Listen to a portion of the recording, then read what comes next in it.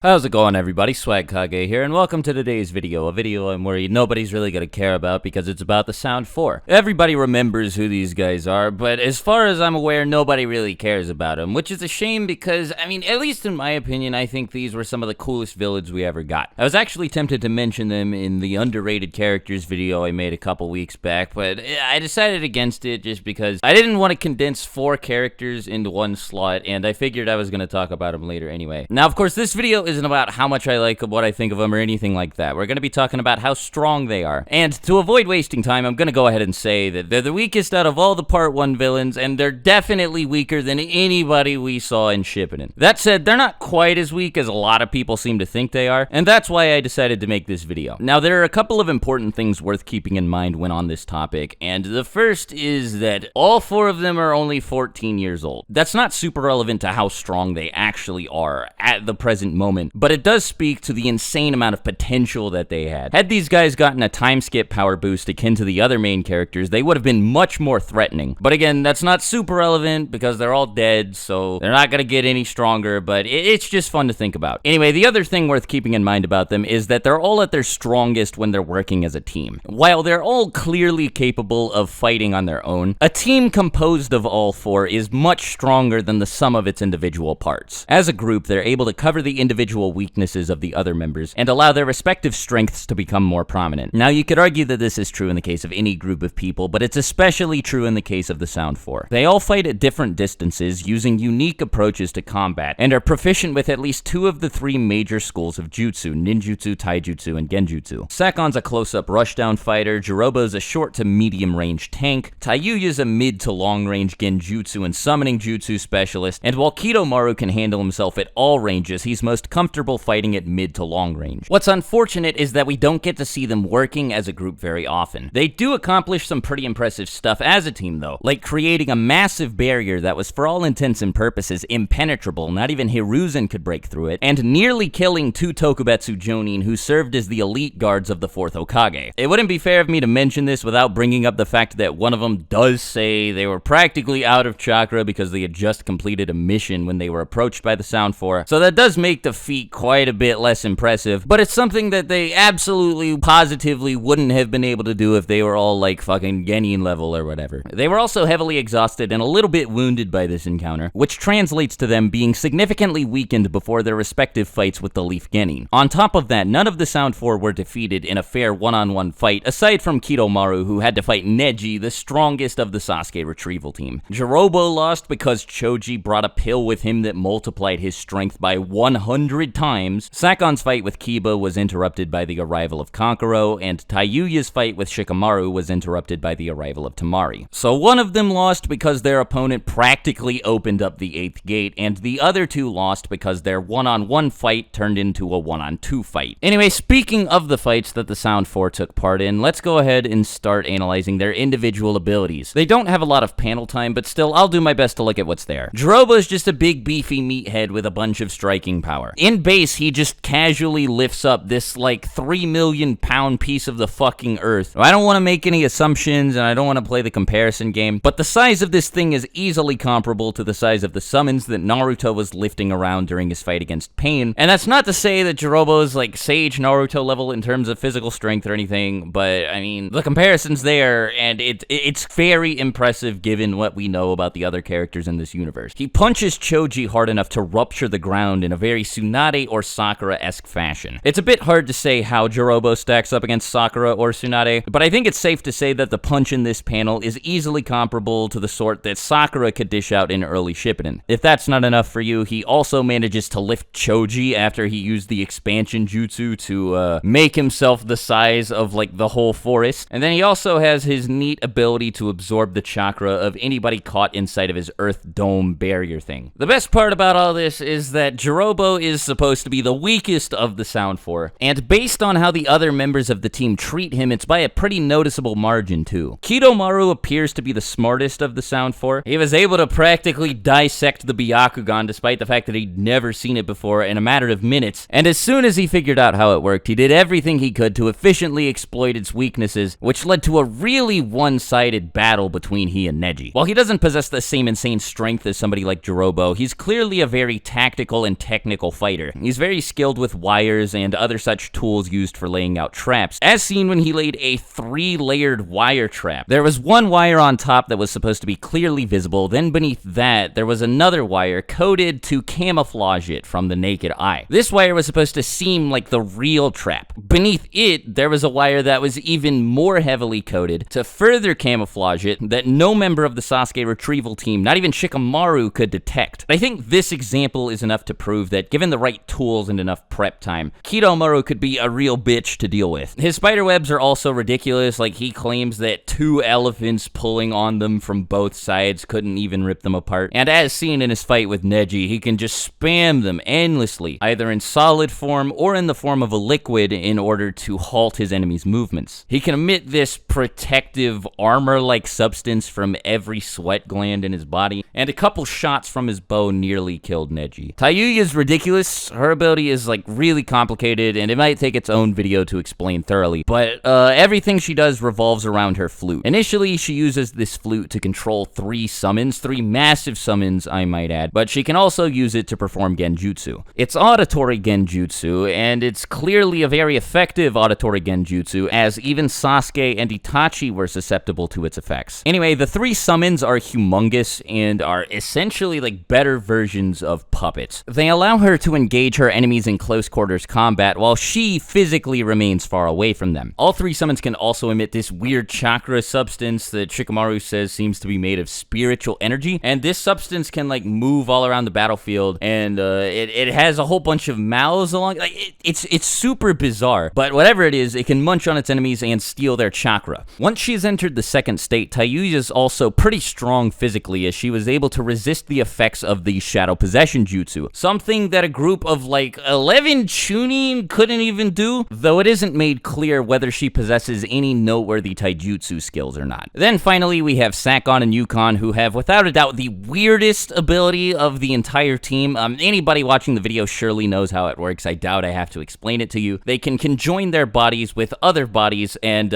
most of the time they're connected to one another. While in this state, they can move and project their limbs and other body parts to different areas of their opposite's body. For instance, during the fight against Kiba, one of them extended its arm from like inside of the other's face. It's ridiculous. If for whatever reason they sustain an injury that would rip their body in half, they can split apart into 2 separate bodies, and after this, they're capable of, it appears to be like a hybrid of regeneration and producing some sort of substance. After Kiba and Akamaru rip them in half with this crazy fang over fang attack, both Sakon and Yukon are left with 1 arm and 1 leg each, and then they both stand up after having produced these weird metal limbs out of nowhere. It's super strange, but it's something that they can do, and I'm sure it's an ability that comes in handy from time to time. Now, they can also merge their bodies with other people, like aside from themselves, and once they've done this, they can start rapidly destroying the cells inside of vital organs of the victim. It's a very effective assassination technique, but it doesn't work if the victim realizes that they can just self-harm in order to kill whichever of the 2 has entered their body. So I guess it's hit or miss depending on who they're fighting. So after taking all of this into consideration, despite the fact that yes, each of the members of the Sound 4 did lose against Genin, I'd say that they're all easily at least mid-Chunin level.